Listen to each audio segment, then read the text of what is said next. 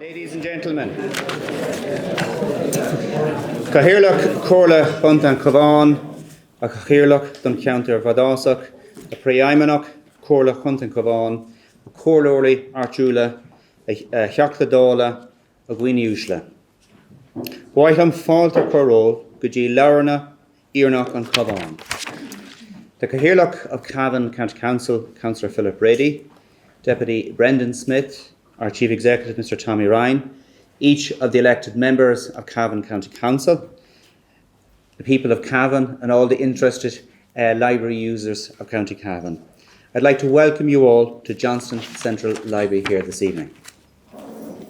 This evening we propose to launch a publication of diaspora memories and reflections as prepared and expertly curated by one of our own, Jonathan Smyth. Jonathan is one of our staff here in the Central Library and is a very much loved and appreciated member of our staff. So we will keep the proceedings relatively informal. I'll shortly hand over to our Cahirloch and our Chief Executive will also address you. At that point in time, Jonathan will have his moment of glory, and rightly so, and he'll give us a reflection on this wonderful new publication. So, Ardús, Quorum Glake, our Cahirloch, Corla and Cuntavan, and Corlior, Councillor Philip Brady. I'd like to call upon the Cahirloch of Cavan County Council, Councillor Philip Brady, to say a few words.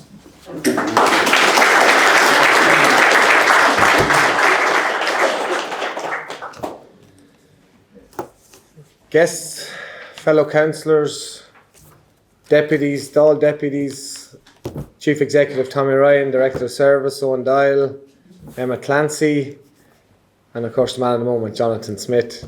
Ladies and gentlemen, tá na áthas orm fáilte a chomh gach duine chuig an library Cavan Calling Festival trí.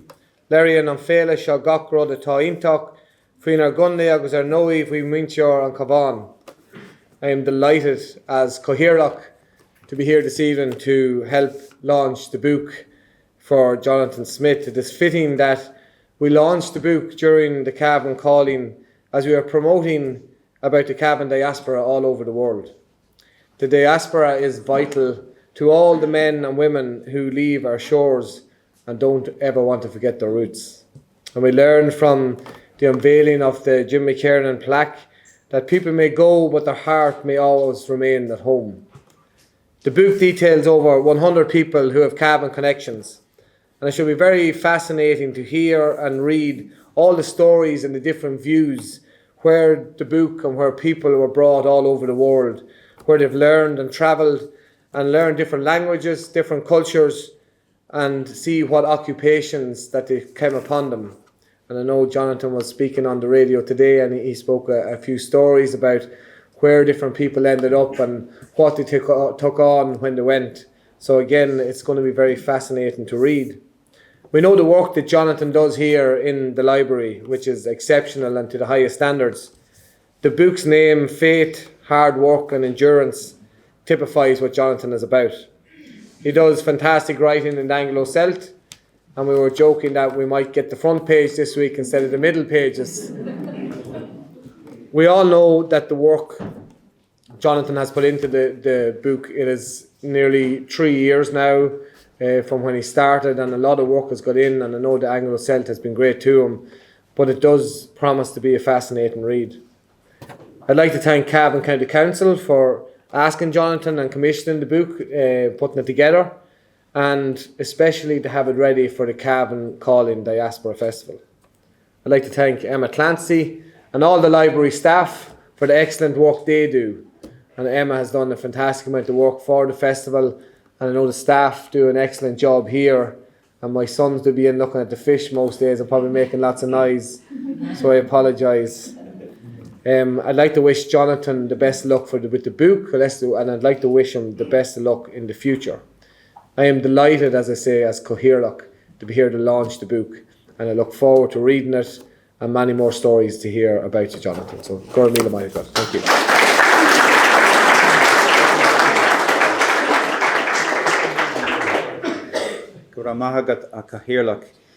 We had a civic reception earlier today, and it was for associations and individuals of our diaspora who have achieved so much over many generations. And one of the comments was that successive coherently elected members and officials of the council have really prioritised the diaspora, perhaps none more so than our Chief Executive, Mr. Tommy Ryan. In that regard, it's only right that I should, at this particular juncture, call upon the Chief Executive of Cavan County Council, Mr. Tommy Ryan, to address you.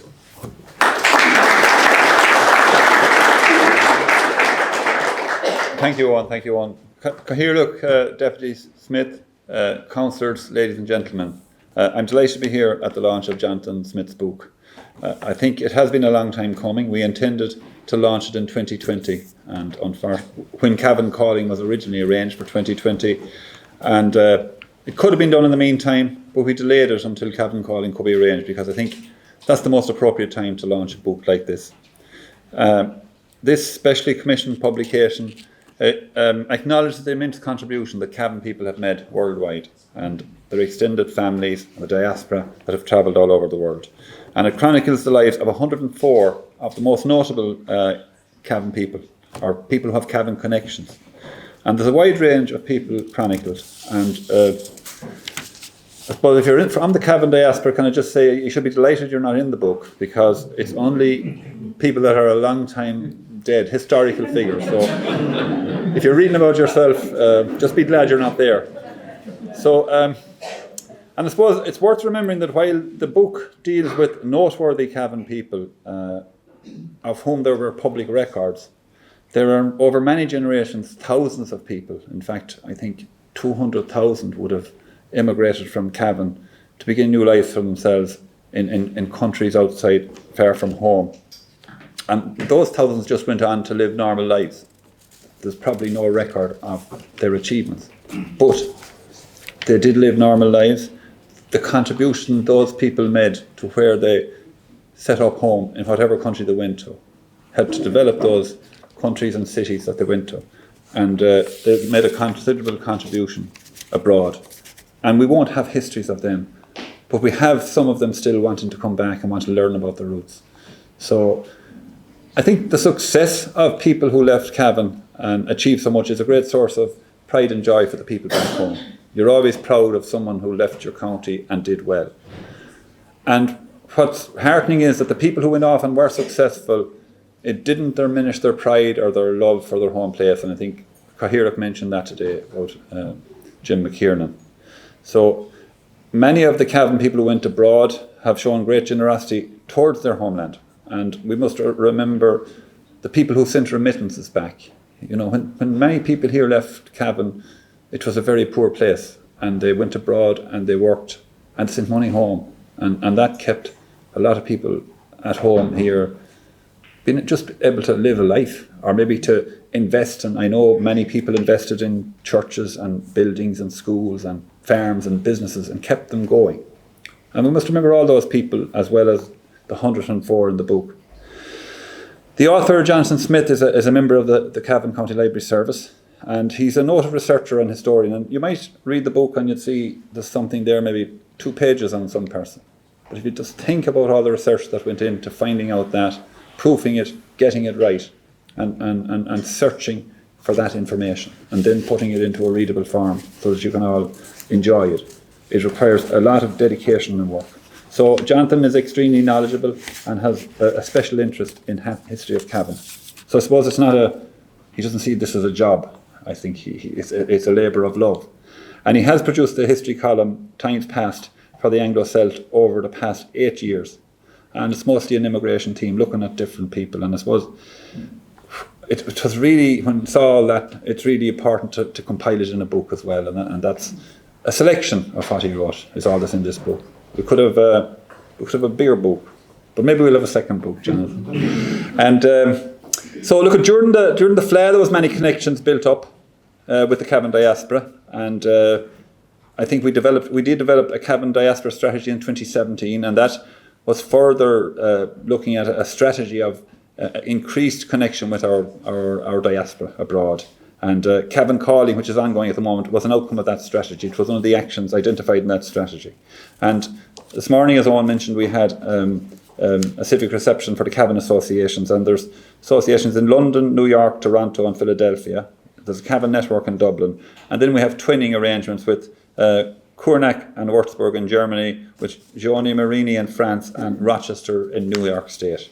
So all of those connections are very important because we live in a global world now, and we must build our relationships with all of those people. And the GEA are celebrating 100 years of Breffni Park this week as well.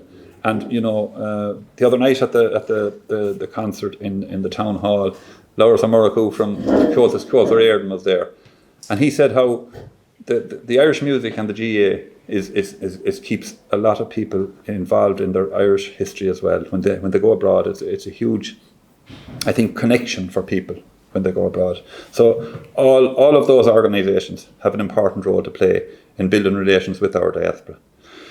So I finally just want to thank people involved, and I suppose to be remiss not to mention Emma Clancy, who has been stressed out for the last week or so, hoping everything would go all right, in responsible for the whole Cavan Calling and doing all the work there. So I want to thank Emma, and of course to Jonathan for compiling the book. And he had to make a decision how many he put in, or who are the 104, I think. And look, there's good reading, and I must say he didn't shirk.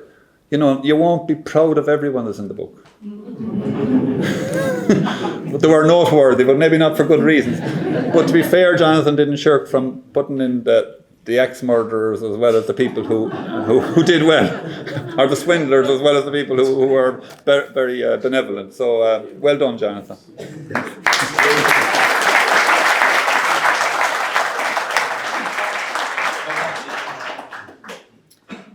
Thank you, Tommy. So it behoves me at this stage to call upon the man of the moment, the author of this beautiful book, and I suppose the only thing that I can say in relation to it, it is the Book of Love. It's a book that has been sincerely curated and very personally researched by Jonathan. So the stage is yours, Jonathan.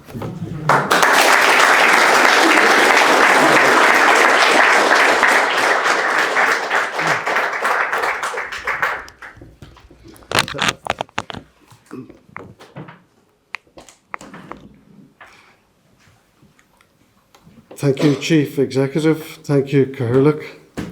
Good evening, everyone, and thank you for attending this evening. It's an occasion which I think will be memorable for myself for years to come. But before I say anything about the book, I'd like to just acknowledge a few people without whom this evening would not have been possible. The Diaspora book, which is being launched here this evening, was commissioned by Cavan County Council for the Cavan Calling Festival, and it's an initiative of the Chief Executive, Mr. Tommy Ryan. And I'd like to say thank you to Cavan County Council and to our Chief Executive, Mr. Tommy Ryan.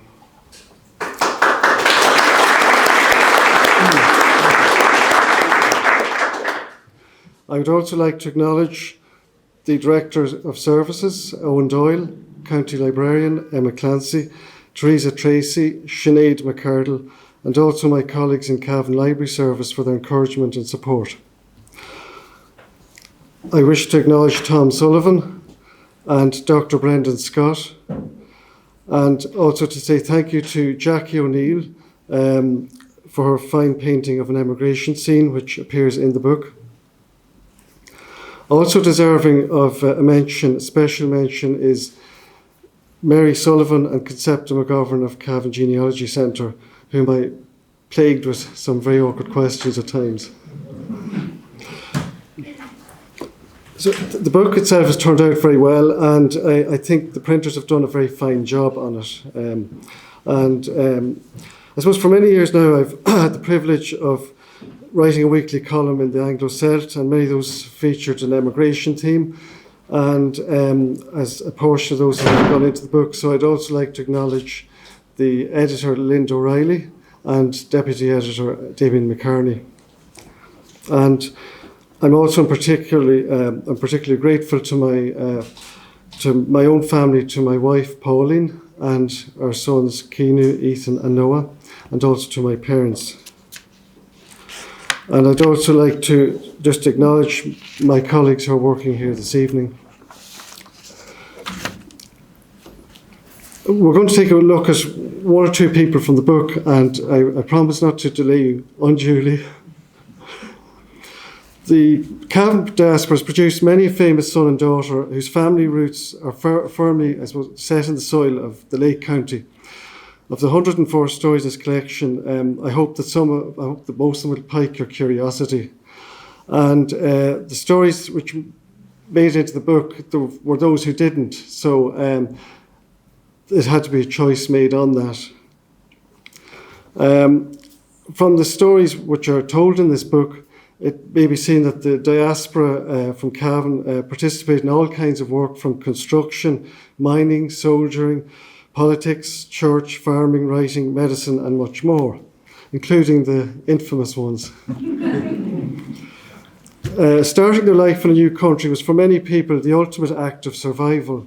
And it's often was said by older generations, when I was growing up, I would hear people say that a Cavan person could go anywhere in the world because they'd experienced every type of hardship already known to man. So another thing, I remember in my university days, we were out for dinner one evening, and somebody made a joke about Cavan, and this Canadian friend leaned over and he said, well, you know, he says, you're from Cavan in Ireland. And I says, that's right. He says, have I ever told you that county produced some of the most successful entrepreneurs in Canada and the States, he said. And he said that basically in the 19th century, most millionaires in America were Cavan.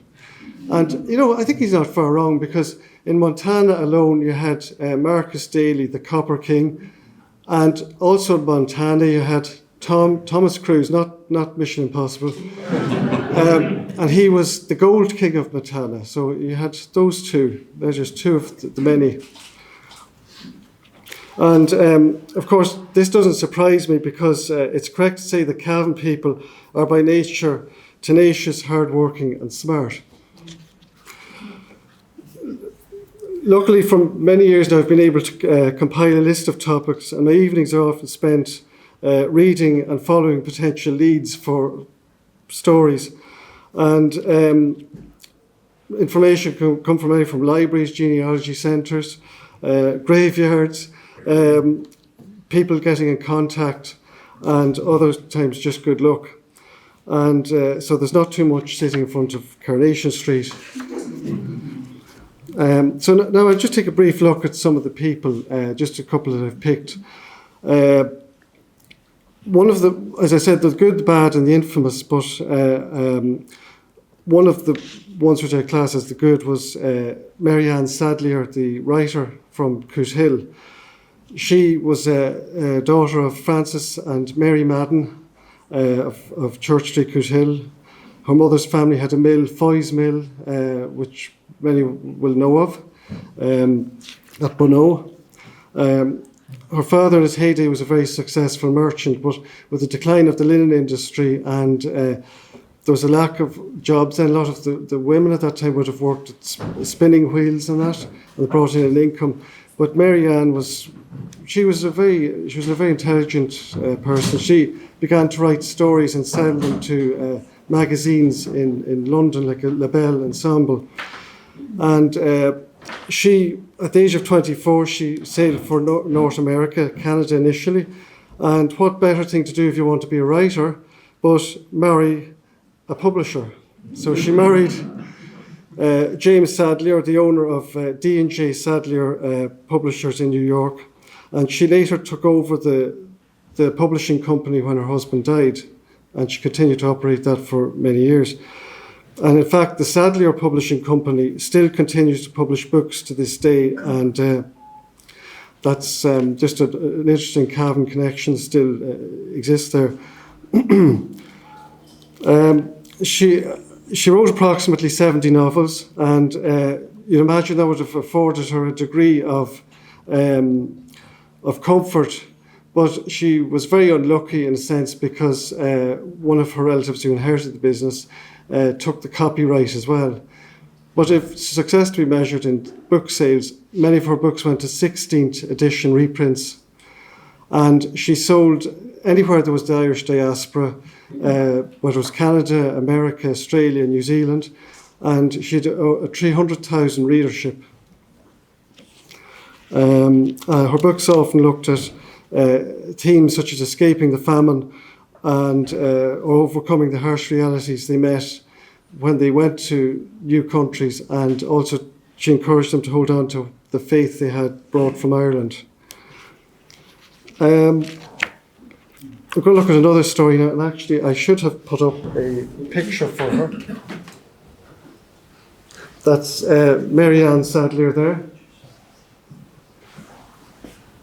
And that is a picture which it haunted me to find that picture. There is one picture which is normally always used, but my mother had done research on Mary Ann Sadlier, and she had this picture which we couldn't find anywhere, but at the last moment got it, and it got into the book. Now, we're going to mention just, there's a variety of stories. Another story is about the Dempsey family vacation in 1939. And a few years ago, a lady named Marion Dempsey, she's here this evening, she sent to me a memoir by Robert Dempsey of his family trip to his father and came over to Ireland in just before the outbreak of the Second World War. And they ended up, they couldn't leave Cavan because Hitler had his U-boats out sinking ships. So it ended up anyway that after staying much longer than anticipated, Roosevelt had managed to agree for a ship to come over and bring them home. But I also learned that the author of the memoir was a 5-year-old boy in the story, so he got into the book, and he's actually still he's alive now, living in New York, which I hadn't realised at the time. I hadn't realised at the time, so, but I hadn't realised. But when speaking of the Dempseys, I think it would be remiss not to mention the late Sadie Markey of Skerrick Hill. She did a great deal to unite many of the Dempsey clans, and would often come into the library here looking for information. And I remember being able to produce a book from the local collection all about the Dempseys. And but I just thought I'd mention her this evening. Also, just going back to getting back to America, they were to the Dempsey. Patrick Dempsey was told, well, you can send half your family now and half the family later because for safety reasons. They said, no, he says, I'm a family man, they're all going. And when they got back to New York, a journalist met them, and he says, well, do you think you'll have a chance going back to Ireland again? And his reply was short and sweet. He said, you can't keep an Irish man out of Ireland. And another person that was a particular person I found very interesting. He was an unusual kind of an unusual character. Do we have him here? Yes, with a tall hat. He was Father Francis McSpirit, and he was known as a healer with a piercing gaze, and said that he became famous throughout Canada and America, but it was said that by nature he was very unassuming, but that the piercing gaze of his bright eyes appeared friendly to the honest, but to the dishonest it became a terrifying blaze. He was born on a farm in the townland of Drumbeg in parish of Templeport in 1836. And in fact, he was educated here in the Kilmore Academy, which was just down beside, the other side of the courthouse. And he headed off to America with his sister Anne and brother John in 1860. And afterwards trained for the priesthood in the Grand Seminaire de Montreal in Canada. And the Diocese of Toronto became his base for the next 30 years. And many of his early miracles included the healing of an American, for some reason they had it in inverted commas, an American citizen, this is in Canada, and whose sight was restored, and a girl with St. Vitus dance that was cured. And said overnight a steady stream of sick flocked into Canada to see him from America and wherever. And the Archbishop got a little bit worried because it was in an area where there was mixed faiths, and he thought that the opposition faith would be laughing or something, But it wasn't the case. Both, all faiths respected this man and came to him. And he became affectionately known as Father Mac. And the perplexed Archbishop said, well, I'm going to send him off somewhere where they mightn't find him. So they sent him to a parish called Adjala, Adjala, and they said there was no roads into it and there was no railways, but they still found him. And he'd often, if somebody came to him, if they were of a different faith, he'd find out what their weakness was, if it was alcohol or cigarettes, and he'd tell them they had to give that up. And but there was not all parishioners were his favourites, and he seemed to be quite direct. And he wrote into the death register something which I suppose you shouldn't expect to find in a death register. He said he wrote, one Julia was quite enough in a province, quite enough in a century, and one too many in the church for a whole continent, socially and religiously a nonentity. May she rest in peace. But an interesting thing was after he died in 1895, and an interesting thing was that we think of Templeport, St. Mogue's Island and the clay and protective and healing, and woman who was on the Titanic who said that she didn't die because she had the clay from St. Mogue's Island. But when Father McSpirit died, they dug his grave out several times over the years. And in the 1930s, they said it had to be refilled several times where they'd taken the clay to heal.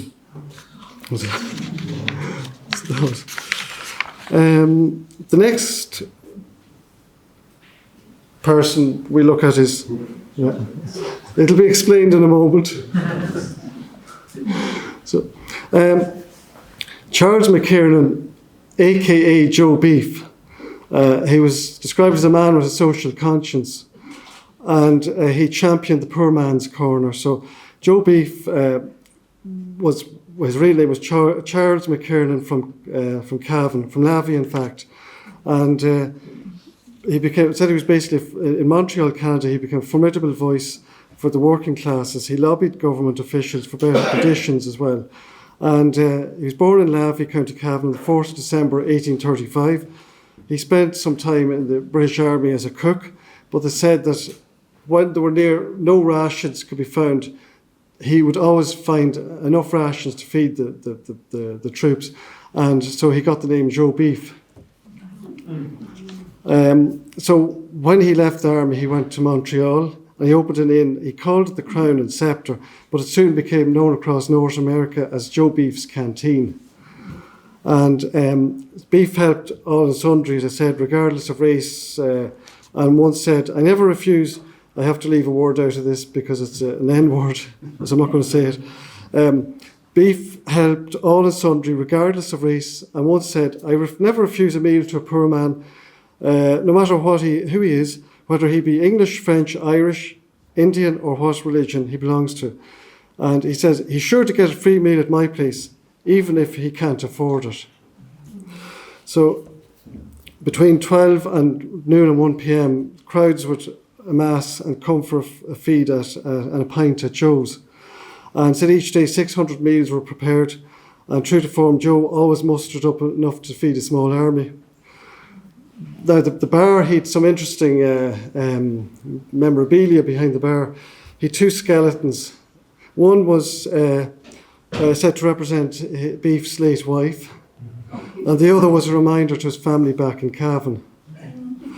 And that wasn't all he had that was unusual in the pub. He had two, there were trapdoors could be lifted up and you could look down into it.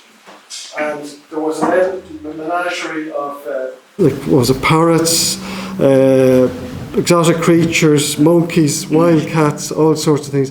And he also kept a famous exhibit. He kept bears on the premises. So imagine people drinking and bears around you, Although I suppose some people maybe feel like a bear after a few too many, but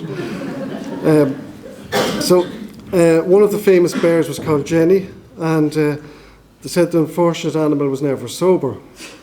It was always found sitting on its hindquarters with a bottle of beer in its paws, and swallowed up to 20 pints a day.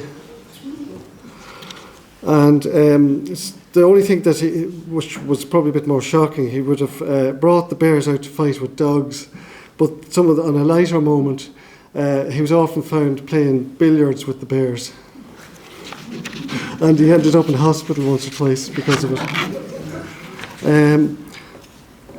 We mentioned Thomas Cruise, and Thomas Cruise spent a lot of time, spent years before he actually struck gold, and he was on his hands and knees. He'd go into, Thomas Cruise spent years on his hands and knees just digging away to try and find the gold. And when he struck gold, became very wealthy, set up a bank, Cruise Bank.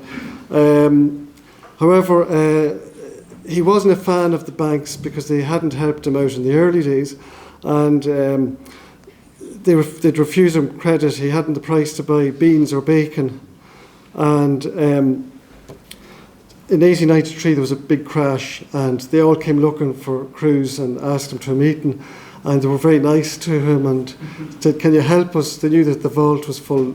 It was full at Cruise's, and he listened to them, and then he turned round and he was quite blunt. He just said, he says,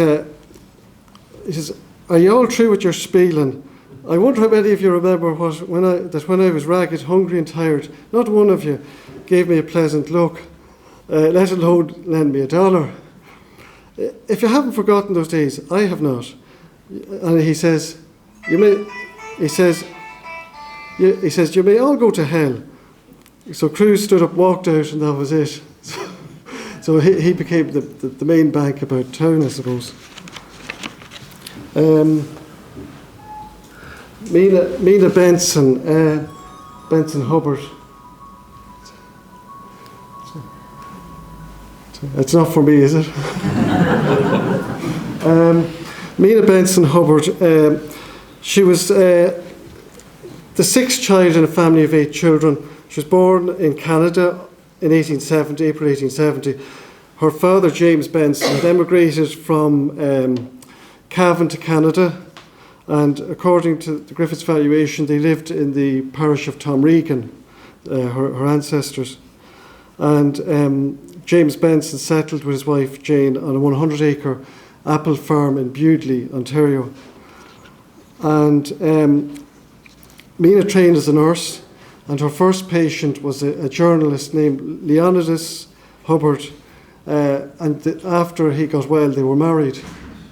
So it must have, that was her first patient. But and he was a journalist with the Outing magazine, which looked at outdoors, wildlife, that type of thing. And he decided to go on an expedition, and everything planned, what he was bringing, food, everything else, and a team of workers to come with him. But during the expedition, he died, and it failed, the expedition. But Mina, she asked one of his friends to write a book about her husband to try and clarify what had happened. But her friend took advantage of the situation to make himself the hero and say her husband had failed, and that's why the expedition hadn't worked right. So Mina wasn't taking any of this, she had none of this, so she got together, she got this man who'd been the man looking after the maps, and that was the lead character that was helping her husband, and they set off on an expedition themselves. And she completed what he originally set out to do. They mapped this particular river, which I just go, if I can just pronounce it. It was something like the Nessascapi River, and she mapped that anyhow, and she wrote a book on it, and she cleared her husband's name, and she completed the trip in record time. And so the Nessascapi River, and in 61 days she covered 576 miles through I might say there was actually, I made enough mention, it was Labrador in northern Canada, which is some of the most remote terrain in Canada, which is basically more or less unexplored. So she also went on further expeditions in her life. She was described as fearless. So that she had Cavan ancestry, Cavan father. And just before I kind of go on too long, I just finally mention, I see there was a talk here earlier on Colonel Patrick Henry O'Rourke, and he's in the book, and I've seen where he's been described as a major folk hero to the people of Monroe County in New York, and his story is well known throughout Rochester City.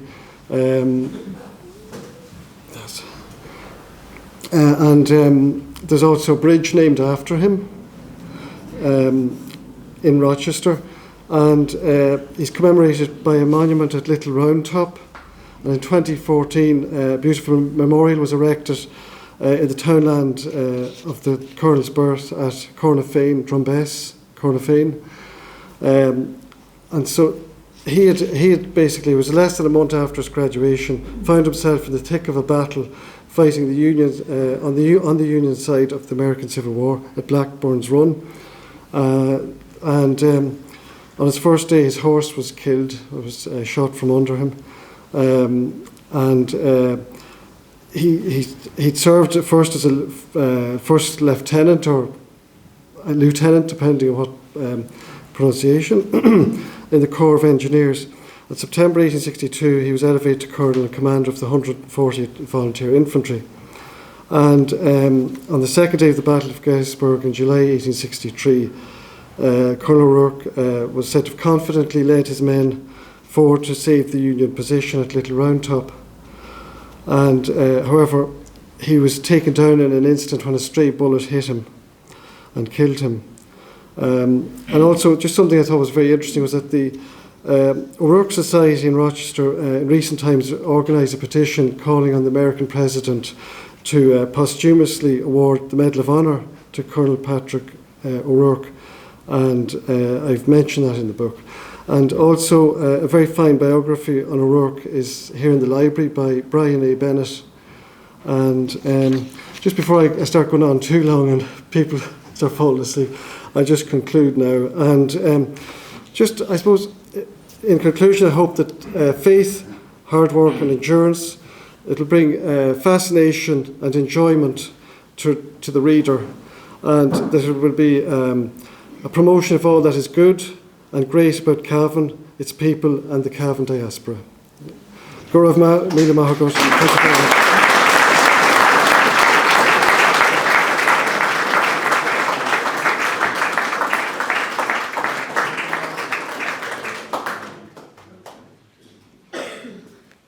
Thank you, Jonathan.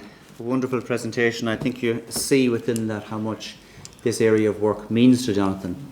And as was said earlier by the Chief Executive and the Cathaoirleach, and I want to join in that Jonathan's work here in the library is extremely valued, as is the staff of the entire library service, many of whom I see are curled outside there, Teresa and all of our staff.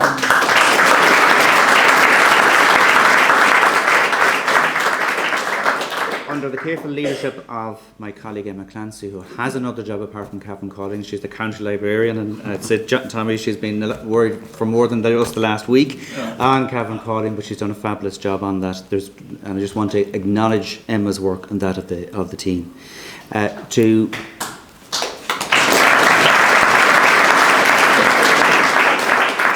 On the same team, I do want to acknowledge the former staff that are here. I know Tom Sullivan is down there, and Mary also, and Concepta.